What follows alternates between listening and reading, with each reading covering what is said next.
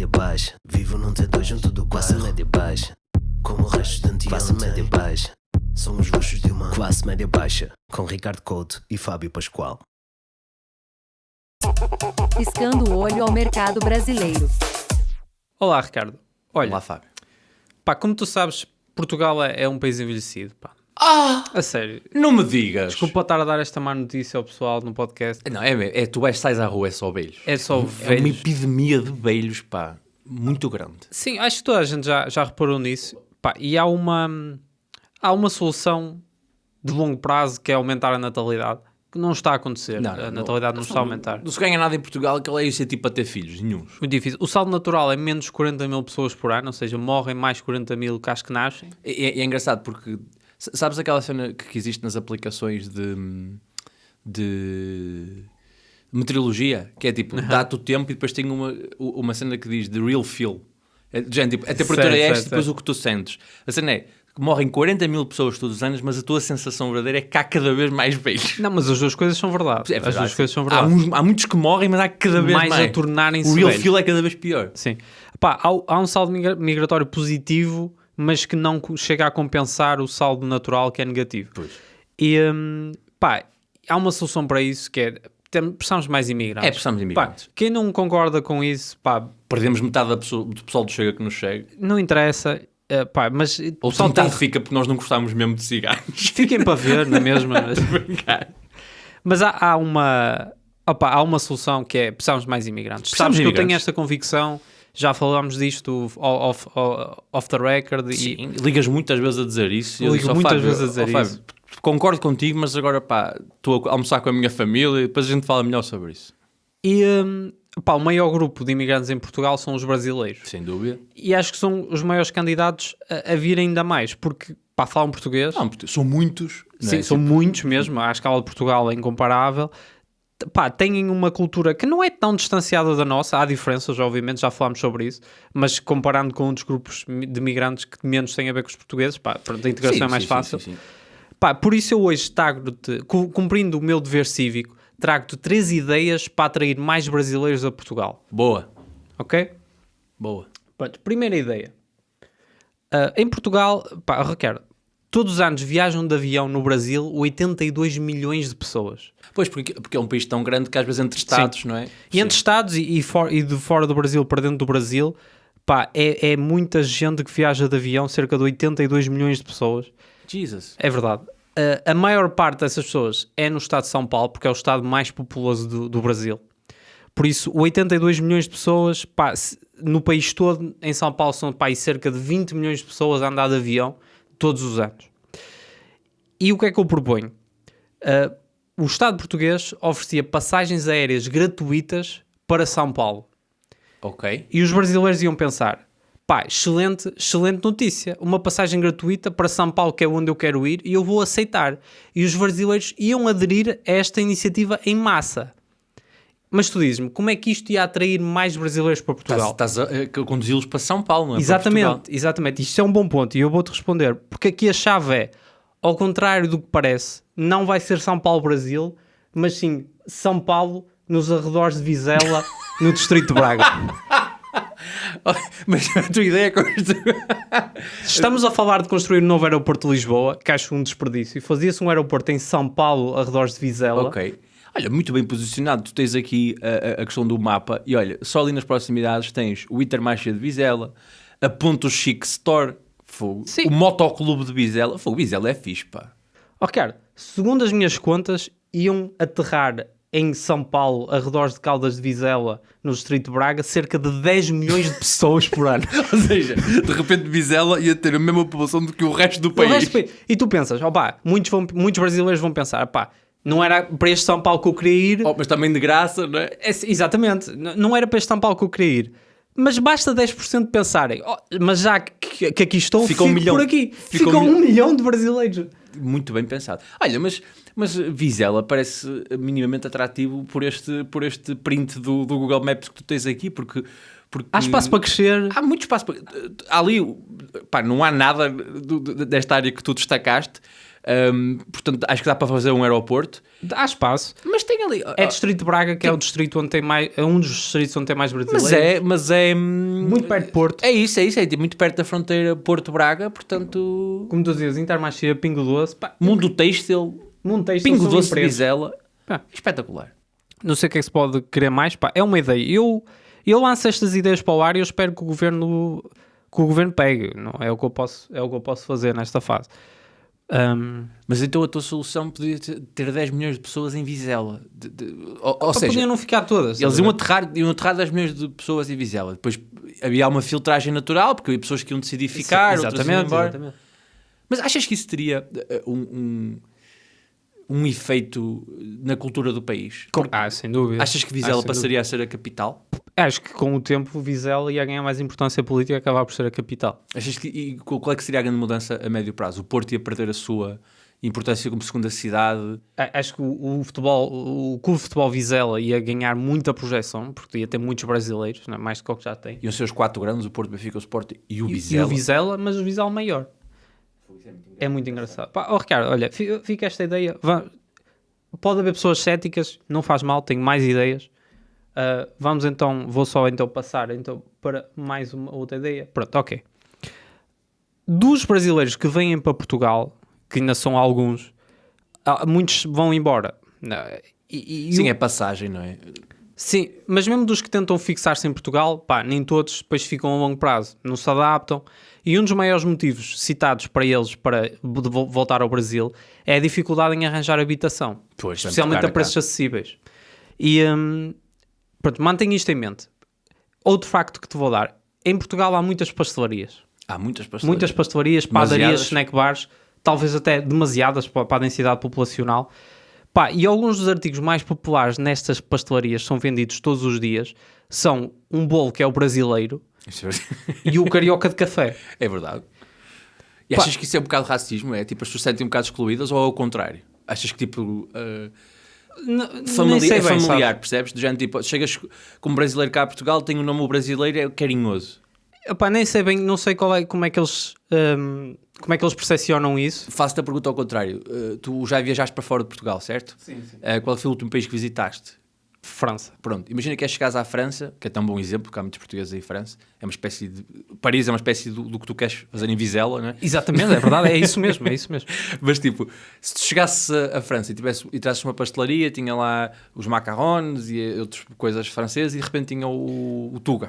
Sim, eu acho que ia depender do que era esse bolo, estás a ver? Se fosse um bolo muito feio, feito de restos dos outros bolos, sim, okay. ia ficar triste. O brasileiro é fixe, basicamente fixe, uma fatia de rolo. Eu até trago aqui uma imagem mergulhada em chocolate. Eu gosto bastante do brasileiro. Eu também gosto. Acho que é um dos bolos. É um bolo que eu deixei de comer... sabes, é um bolo que eu deixei de comer, comia mais quando era miúdo. Sabes que tínhamos também fazer? Também eu. Temos de fazer um top dos bolos de pastelaria. Completamente. Olha, este é um dos meus favoritos. Olha, é curioso. Gosto bastante do brasileiro.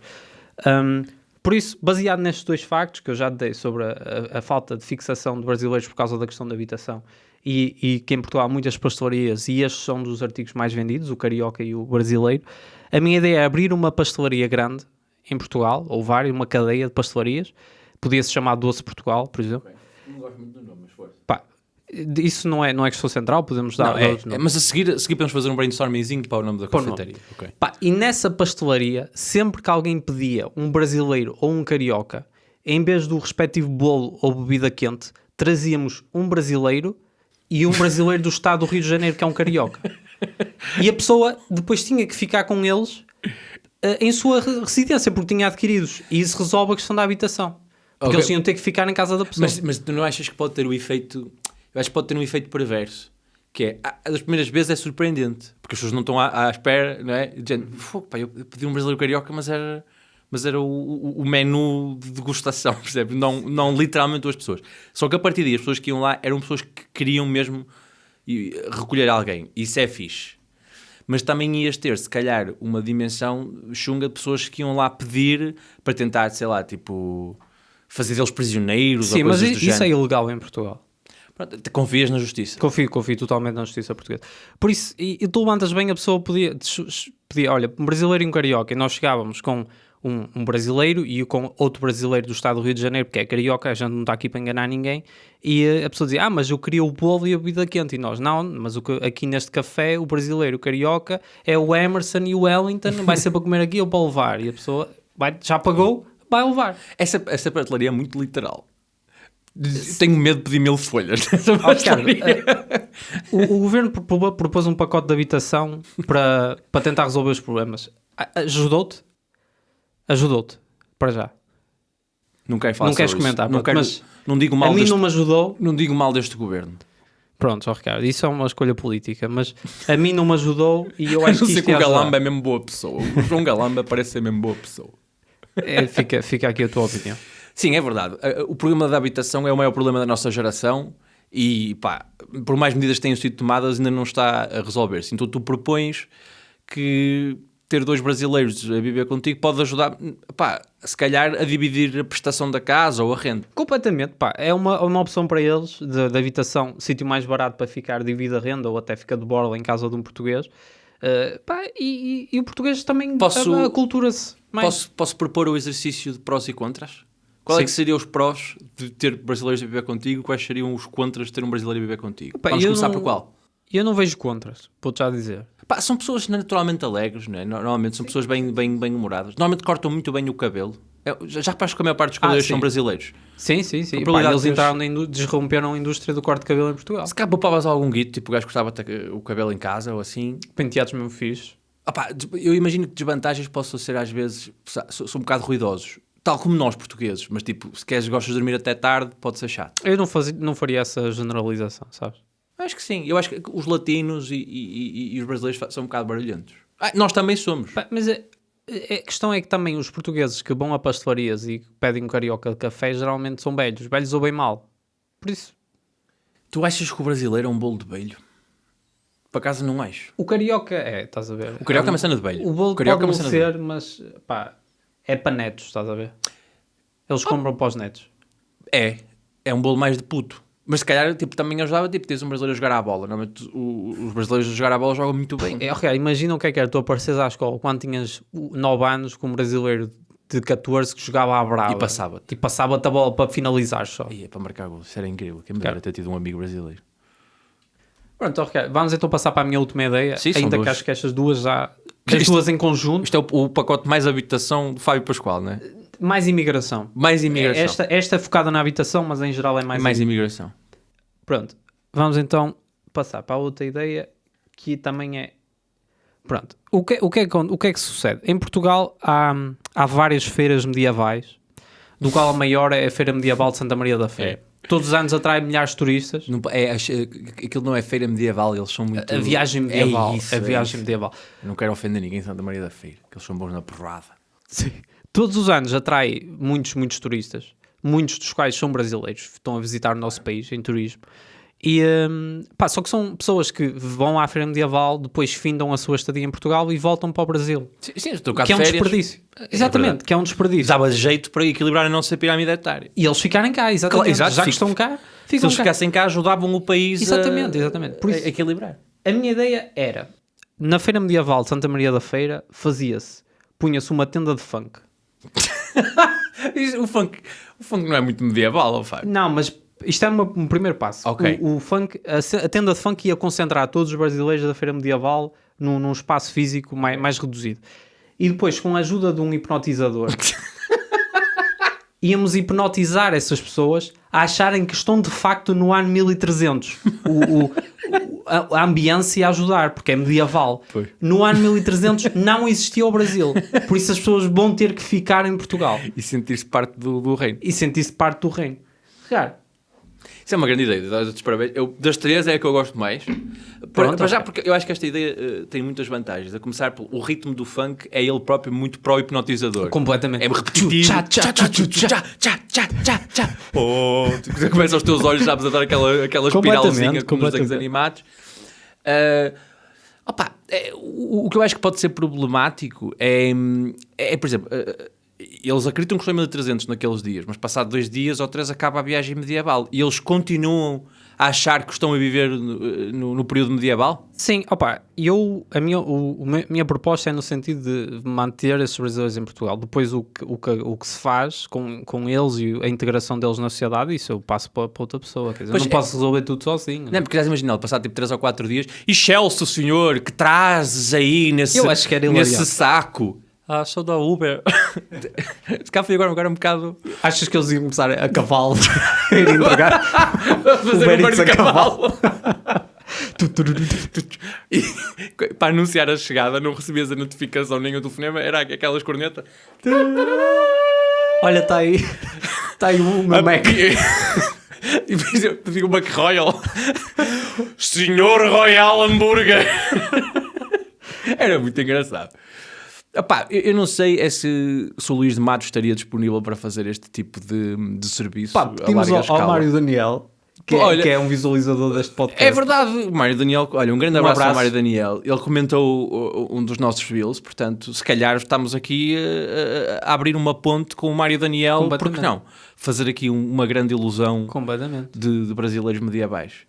Olha, Fábio, acho que o ideal é nós deixarmos todas estas tuas medidas à discussão da população da internet aos nossos Vai para o fãs debate brasileiros. público agora. Os nossos fãs brasileiros que estão no TikTok, no Instagram, no YouTube e galera, Sim, tudo legal. Ver o que é que eles acham, se acham que estas medidas são boas. Sim, e por favor não comentem com o kkkk, nem com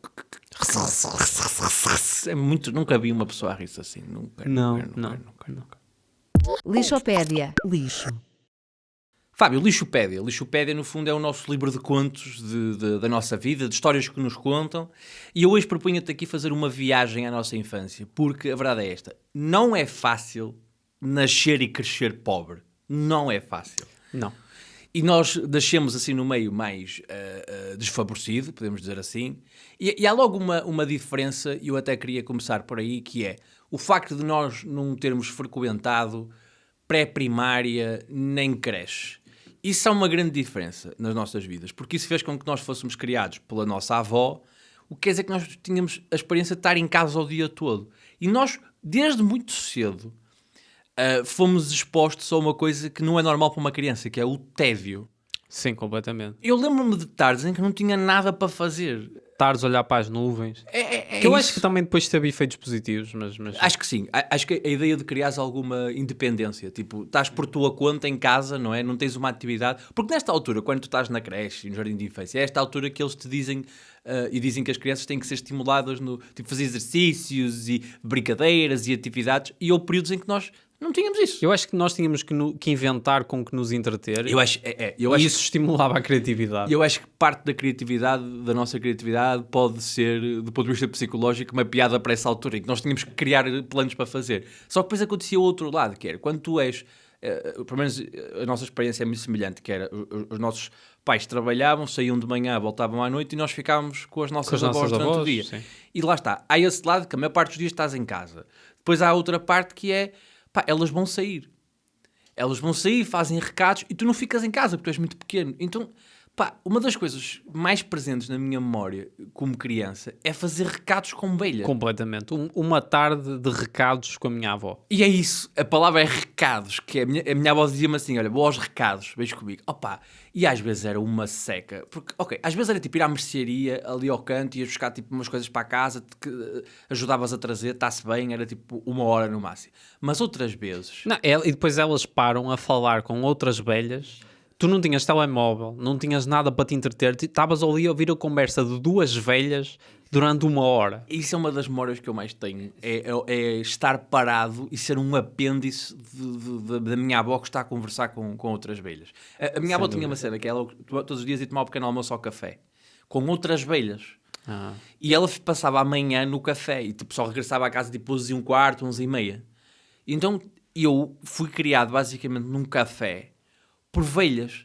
E, opá, imagina, algumas vezes tinha piada, porque começou a surgir a moda das raspadinhas e daquelas cenas que tu punhas 50 cêntimos e saía tipo uma cor e tu tinhas que... Os chocolates, sabes? Sim. E as velhas achavam piada por eu ser o mais pequeno e mandavam-me fazer isso. E às vezes davam-me a mim... Uma moedita para tu expor na máquina. Eu até tenho uma ideia... porreira dessas alturas. Estás a ver, tipo... Sim, é uma memória algo confortável. É engraçado, as vezes achavam piada, não sei o quê. Sim. Só que eu estou a começar pela parte boa, porque a parte má é, grande parte dos recados e dos sítios onde uma pessoa tinha que ir com a voz era ao médico e era tipo segurança social. Tipo, tens noção? Tens, claro, porque tu tens o mesmo background que eu. Eu passei manhãs e tardes dos meus tempos mais joviais e fundamentais da minha formação tipo, na segurança social. É isso, pois é isso. Não é? Tipo, 4 horas na segurança social. E depois em Portugal, para fazer qualquer coisa, numa dessas instituições públicas, filas de 4 horas sempre. E coisas, por exemplo, há uma coisa que há pessoas que nos estão a ouvir agora que têm tipo a nossa idade, 29 anos, e não sabem, nem vão saber tão cedo o que é isto. Mas tipo, eu, pai, aos 4 anos e aos 5 estava em juntas médicas. E a junta médica nunca é uma coisa que fica ao lado da tua casa. Não. Eu tinha que fazer viagens de autocarro com a minha mãe, tipo, de 2 horas, tipo, pelo Porto em obras, porque na altura que eu tinha, tipo, 7, 8 anos, o Porto estava todo em obras, porque foi a altura da Capital Europeia da Cultura, e então estava todo esburacado, mais 1 metro que estavam a fazer, e tu demoravas, tipo, 2 horas em qualquer pequena viagem, e aquilo parecia uma eternidade. E quando tu és puto, tens aquela cena do é que fixe, vou sair de caminhonete a descobrir o mundo, mas quando estás 2 horas preso no trânsito... 2 horas para andar 10 km. Ei, meu Deus, eu lembro-me disso, tipo, que terror. Eu lembro-me de estar, tipo, a derreter. Não sei se também te acontecia isso, tipo, às vezes, pá, ficavas doente e tinhas que ir ao posto médico. Só que era preciso ir muito cedo para conseguir consulta. E, tipo, ia alguém tipo guardar a tua vez. Chegou a estar 3 pessoas ao todo para eu poder ir ao médico. Tipo, o meu pai ia tipo das 5h30 às 7 da manhã guardar a vez, depois a minha mãe ia tipo das 7 às 8 e depois eu ia tipo às 8 para esperar para ir até às 10. E já estavas bom, né? Quando chegava à tua volta, já estou bom, já não tenho... E cena, estás doente e estás à porta do posto médico com ganda frio a morrer. Horrível. E depois só uma coisa que os meus pais me ensinaram é quando chegas a esses sítios, a primeira coisa que fazes é perguntas: quem é o último? Jesus. E eu ao início... agora estou a ter arrepios. Eu lembro-me de fazer isso na segurança social, porque era das coisas que tu ias para lá também tipo às 4 da manhã, 5, que era para não apanhares as filas enormes. Isso é o legado para o país terceiro mundo de Portugal. É isso. Mas repara no que estamos a dizer, desculpa interromper-te, que é, estás a dizer, o meu pai ia para lá às 5 da manhã e perguntavam quem é o último. Sabes o que é que isto quer dizer? Há pessoas que iam para lá tipo 2, 3 da manhã. E eu lembro-me de... E atenção, isto não é uma coisa... Isto melhorou, mas é uma coisa que não desapareceu com a totalidade. Nada. E em certas zonas de Portugal está igual. Há uma altura do mês, que é quando é a altura da entrega das reformas e assim, em que tu vês, tipo, nos correios e nos bancos, filas enormes, porque aquelas pessoas de idade gostam ainda de... Tipo, não tem aquele mecanismo do dinheiro que aí na conta. Tipo, tem que ver fisicamente o dinheiro. Ricardo, numa fase da minha vida, eu saía de casa às 6h30 da manhã e passava pelos correios. Correios que abrem para aí às 8 ou às 9. E já havia a essa hora uma fila de velhos para levantar a reforma. Eu vivia à beira dos correios, como tu te lembras, e eu sei o que é isso. Eu sei o que é ouvir barulho às 5 da manhã de pessoas que vinham tipo a pé de sítios que não eram muito longe, tipo, imagina, 20 minutos, mas iam ao ponto dos cafés, nessas alturas abriam um bocado mais cedo para dar pequeno almoço a essas pessoas, porque era uma oportunidade de negócio, estás a perceber? Sim. Eu lembro-me de estar a derreter, de apanhar grandes secas mesmo nesses sítios, mas depois também me lembro de outras coisas. E eu acho que a nossa infância está muito mais ligada aos nossos avós do que se calhar a maioria das pessoas. Sim, né? sim. Porque assim, os avós é aquela cena fofa e querida, mas no nosso caso foram mesmo tipo... Segundo os pais. Amas. Foram as nossas amas também, sim, não era? sim. Tomavam conta de nós. Opa, e há uma cena, nós sendo classe média baixa, é tipo, nós já temos uma grande diferença geracional com os nossos pais. Que já são pessoas tipo, que não percebem muito bem o nosso mundo. Não cresceram no mundo digital como nós crescemos. Apanharam o surgimento da eletricidade e da televisão. Pá, mas os nossos avós estavam num patamar. Sim, claro. Era como estar a ser criado por pessoas de idade média. Sim, tipo, imagina, o meu avô, que já, obviamente, já faleceu, nasceu em 1920. O que é que o teu avô fazia? Era moleiro. Nasceu em 1920, moleiro, e ele viu a Segunda Guerra Mundial. Mas explica às pessoas o que é ser moleiro. É trabalhar numa moagem de farinha, de grão para fazer farinha. E os teus outros avós, o que é que eram? O meu avô lá, meu pai, era pescador, e as minhas 2 avós ficavam em casa, porque eles ganhavam o suficiente para sustentar uma família de 8 cada um. E essa parte eu já não percebo. Essa parte outra coisa de geração que também deixou de fazer sentido. Mas lá está, são atividades, ainda hoje existem, é claro, mas são atividades muito primárias que os nossos pais já não fazem isso, já foram mais tipo trabalhadores de fábrica. Estás a ver? Tipo, os teus avós eram um setor primário, os teus pais eram um setor secundário, e tu trabalhas hoje em dia tipo, em coisas de tech e serviços e coisas. Foi muito rápido. Muito rápido. Mas pronto. E esse choque é tremendo. Mas essa parte de ser criado por pessoas da Idade Média, refletiu-se numas alturas um bocado de dark, que são memórias dark que eu tenho da minha infância, do género quando eu tive papeira. Eu tive papeira, não sei se tu tiveste papeira. Não. Nunca tiveste papeira? Nunca tive. Eu tive papeira. E papeira é uma doença muito chata, porque tipo, incham-te os gânglios aqui na zona da garganta. É chato. E depois é chato por causa da dor e é tipo... Visualmente, tipo, ficas papudo, estás a ver? Tipo, ficas papudo, ficas tipo Buda, normalmente aquela representação de Buda que se vende nos chineses. Mas tipo, imagina, Fábio, tu hoje, Deus te livre, mas és pai hoje. Imagina que és pai, Deus te livre, não te desejo mal. Mas tipo, eras pai hoje, o teu filho tinha papeira, qual era o teu procedimento? Epá, o meu procedimento provavelmente era ir ao médico. Era ir ao médico. Se eu fosse pai, era o que eu faria. Sabes o que é que os meus pais fizeram, muito influenciados pela minha avó? Imagino. O que os meus pais fizeram foi, olha, vais à tua avó que ela vai-te rezar o tesoureiro. Sabes o que é rezar o tesoureiro, Fábio? Não sei. Rezar o tesoureiro foi, eu tinha papeira e os meus pais levaram-me à minha avó, que tal como a minha avó, eram agricultores, e eles tinham feito há uns anos criação de bois, portanto ainda tinham todas aquelas ferramentas da criação de bois. Então quando tu tinhas papeira, dizia-se que o que tinhas que fazer era pôr aquela cena que se põe em cima dos bois para eles puxarem, em cima de ti enquanto a tua avó faz uma reza. Fábio, eu tinha pai 5 anos e estava, tipo, os meus pais e a minha avó, tipo, num ambiente escuro, porque aquilo era na loja era o antigo sítio onde se punham os bois, pois. Tipo, cheio de palha, tipo, cheio de tipo, batatas, sementes, coisas tipo já meio decadentes, ratos a passar, porque aquilo é tipo debaixo da casa. Tipo, não há luz quase nenhuma, são tipo lâmpadas que estão postas lá com uma puxada. Um ambiente mesmo, estás a perceber? Eu estou-te a descrever visualmente para tu perceberes o quão assustador isto era para uma criança. Tipo, não havia quase luz nenhuma, tu estavas nisso e estava eu com aquela cena dos bois em cima dos ombros, enquanto a minha avó fazia uma reza muito baixinha. Meu, como é que eu não vou crescer com culpa católica com isso? Como é que eu vou crescer normalmente depois disso? Depois é que as pessoas têm que perceber. As pessoas têm que perceber. Isto é uma receita supersticiosa, semi-bruxedo, da época medieval, feita em 1998. É isso. E as pessoas têm que perceber o choque geracional que há entre a nossa geração e a anterior. Mas tu entras aí no patamar, e é uma chaveta que eu quero abrir, que é essas cenas do bruxedo. Eu passei muito por causa disso. Imagina, quando eu tinha aquelas... Imagina, aparecia-me uma espinha, que é normal quando tu és tipo adolescente, tipo, aparecia-me uma espinha tipo, ou um cravo, ou coisa do género na cara. Tipo, a cena não era eu pôr Clarazil, como a maior parte das pessoas põe. Era a minha avó vinha com um fósforo à minha beira e dizia baixinho, tipo, a murmurar palavras que eu não percebia, mas que mencionava lá no meio Lucifer. Tipo, como é que eu acho que não sou maluco, não é? É engraçado que é sempre receitas para curar coisas que acabam por passar por si, não é? Isso das mesinhas, meu. E depois todo o universo de superstições. Estas são as mais dark, porque tinham tipo uma reza, parecia que estavas tipo... Parecia que estavas num culto e alguém te estava a tornar o predestinado, mas ao contrário, que é tipo, este cara vai morrer, vamos sacrificá-lo. Mas também tinhas outras coisas, que é, por exemplo, eu não me lembro, imagina, és puto, chegas a casa cheio de vontade de brincar, mandas as sapatilhas, tiras as sapatilhas assim à pressa, a sapatilha fica ao contrário, vai lá, a tua avó bate 3 vezes e diz assim, não se deixa as sapatilhas viradas para fora, porque isso quer dizer que o casamento dos teus pais vai acabar. Essa por acaso não... Era tipo, se deixasses...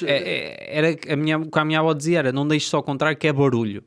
E eu ficava, mas depois tinha razão, porque se tivesse ao contrário, ela fazia barulho e eu, olha... isso. Mas, por exemplo, há a cena das laranjas, tipo, não comer laranjas à noite. Completamente, sim.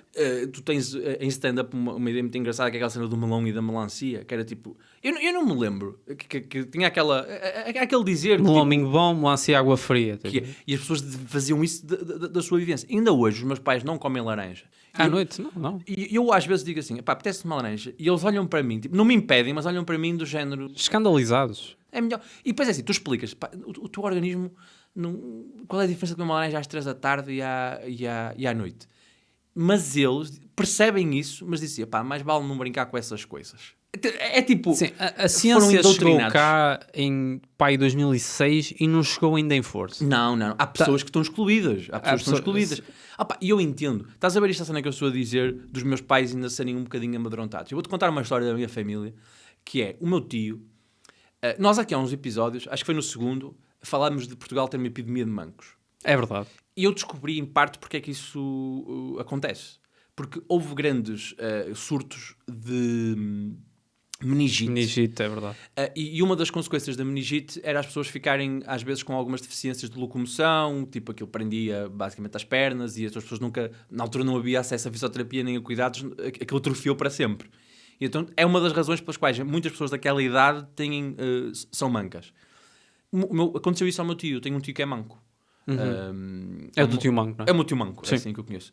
E é muito mentiroso, o que é engraçado porque aquela cena do mais depressa apanha um manco do que o mentiroso, como o tio é muito difícil. Muito difícil. É igual, não é? Apanhas o outro. É um filme muito engraçado, tu não sabes mentiroso quem é e o manco. É um bocadinho como o Dr. Jekyll e Mr. Hyde, né? Que são duas personalidades diferentes, mas é a mesma pessoa.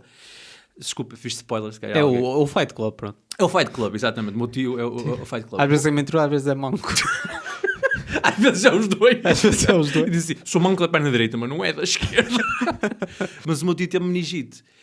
E na altura, só para tu teres noção, também vamos abrir este capítulo, que é, o meu tio teve meningite, e uma das coisas que a minha avó decidiu foi, vamos tirar-lhe uma fotografia porque ele pode morrer. E eu quero guardar para sempre. Isso era uma cena. Era tirar a fotografia para recordá-lo para sempre. Isso era uma cena, sim. Porque estavam a morrer muitos miúdos de meningite. E o meu tio teve meningite, tiveram medo que fosse, ele ficou mesmo muito mal. Começou-lhe, lá está, a atacar os membros inferiores e ele começou a ficar com dificuldades de locomoção. E então, na altura, não havia muitos médicos. E o que fizeram... E o único médico que havia Balbão era o Dr. Pissinhas. É verdade. Isso é preciso as pessoas não saber. O doutor em Balbão chamava-se Dr. Pissinhas. Ainda hoje as pessoas passam pela casa do Dr. Pissinhas, que parece um romance do Essa de Queiroz, não é? É muito, é verdade. A mansão do Dr. Pissinhas. Mas é uma versão balboense, que é tipo, está ali a casa do médico da região. É o Dr. Pissinhas. E nem era urologista, era médico. Era médico. Pá, mas o que eles fizeram, o processo que eles fizeram para curar o meu tio foi...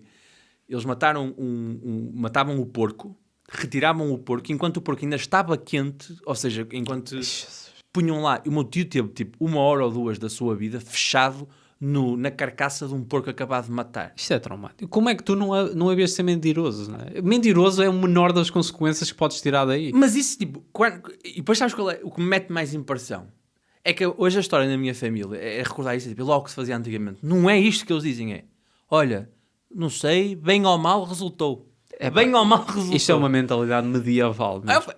Se eu tivesse um filho agora que apanhasse meningite, tu achas que eu ia, tipo, à beira de um matador de porcos e dizer assim, olha, dá para pôr o meu filho aí? Meu, tu tens, tipo, 10 anos ou cara, já, tipo, fechado na carcaça de um porco. É traumatizante. É traumatizante, tem que ser, meu. Faziam isso. E não tem relação... absolutamente nenhuma, é importante dizer isso, com a cura dessa doença. Olha, Fábio, isso eu não sei, bem ou mal resultou. Fábio, bem ou mal resultou. Mas essa cena perdura, tipo, ainda hoje ir ao bruxo, às vezes há problemas que se vai ao bruxo ou à santinha por exemplo, as crianças que começam a falar mais tarde, têm um retardamento do início da fala, há uma santinha específica para essas crianças, tipo, a santinha da fala, não sei como é que se chama.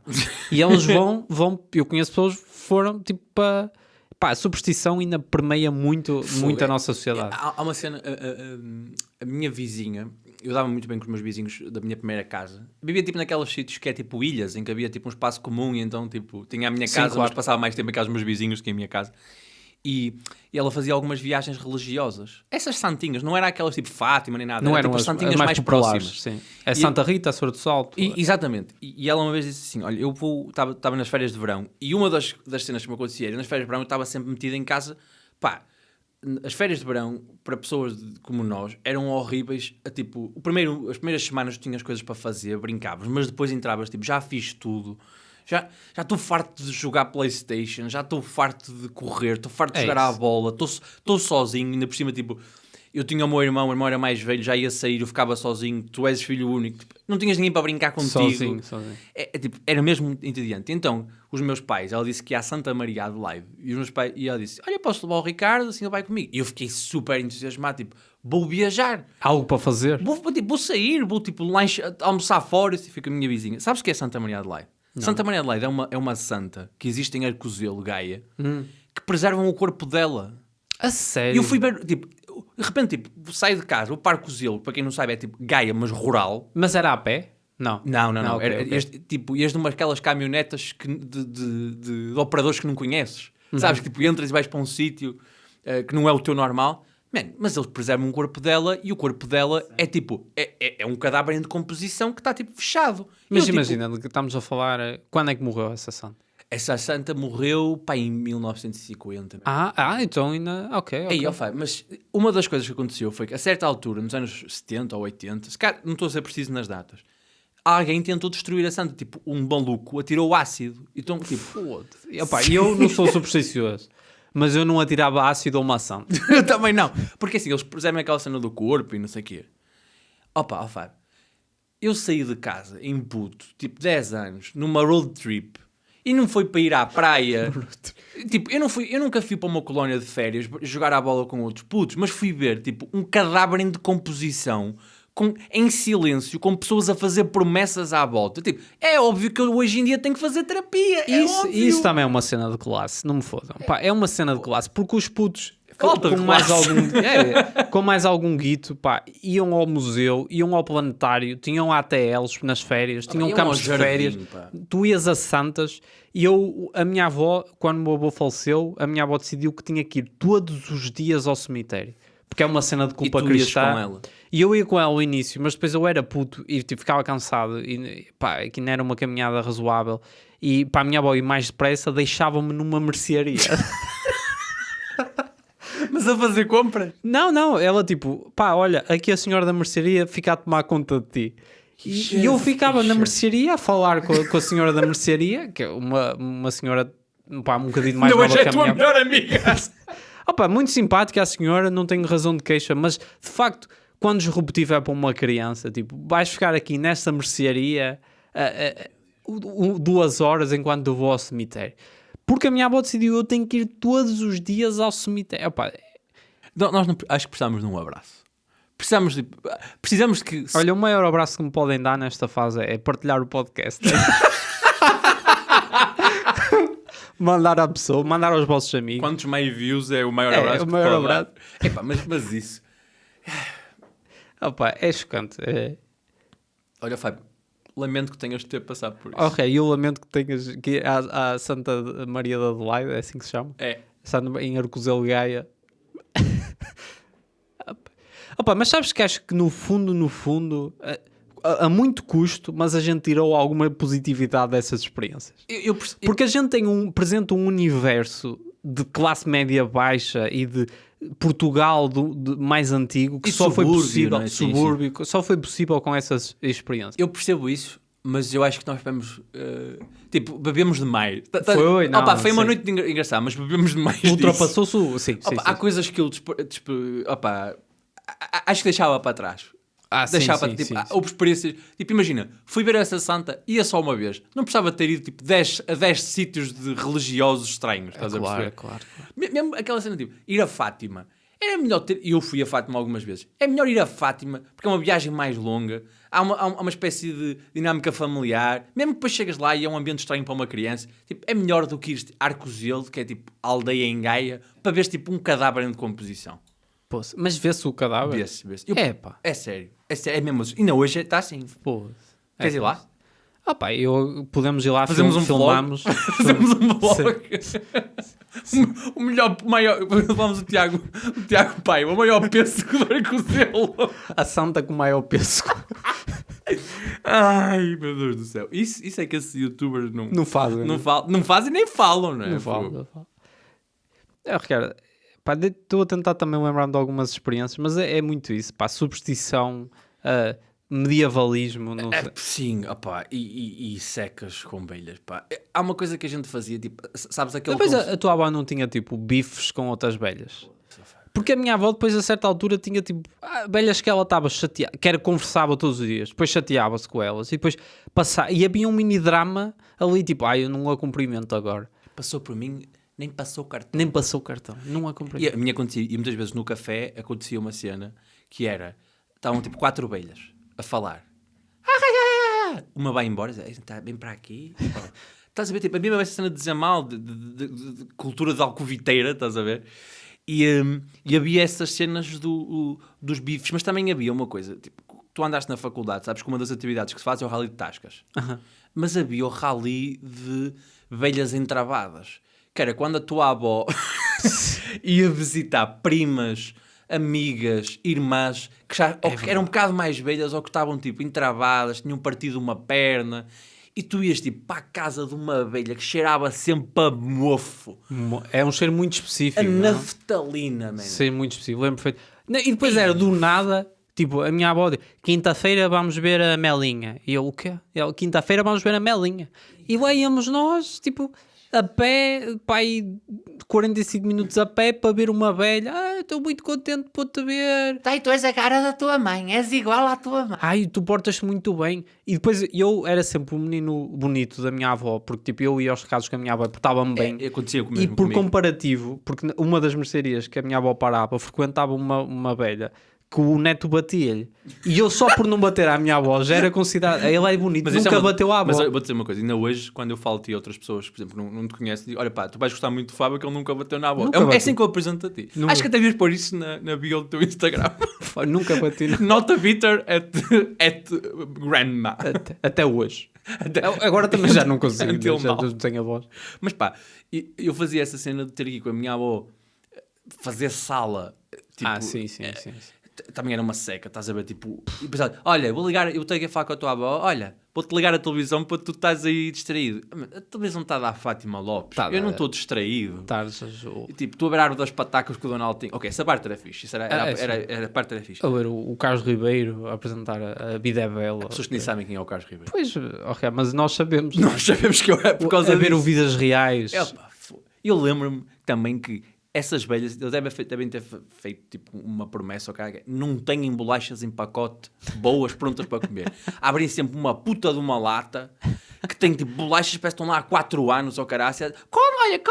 Como se estivesse a dar a maior precisidade do mundo e aquela merda sabe tipo Moles. É mole. E é tipo, é sempre doce champanhe. Doce champanhe. Eles estão a dar doce champanhe como se fosse champanhe. Só porque tem champanhe no nome. Não é chá. Desculpa, estou a entrar aqui no Queres no um reino. chá? Queres um chá? Queres um chá? Não quero chá nenhum. O chá cai mal, por isso é só água fervida. É só água fervida. Água fervida. Água fervida a cura de muitas outras doenças. Beber água fervida com pão. Já estou no... Acaba esta merda. Queres acabar? Acaba esta merda. Acabou. Pessoal, obrigado.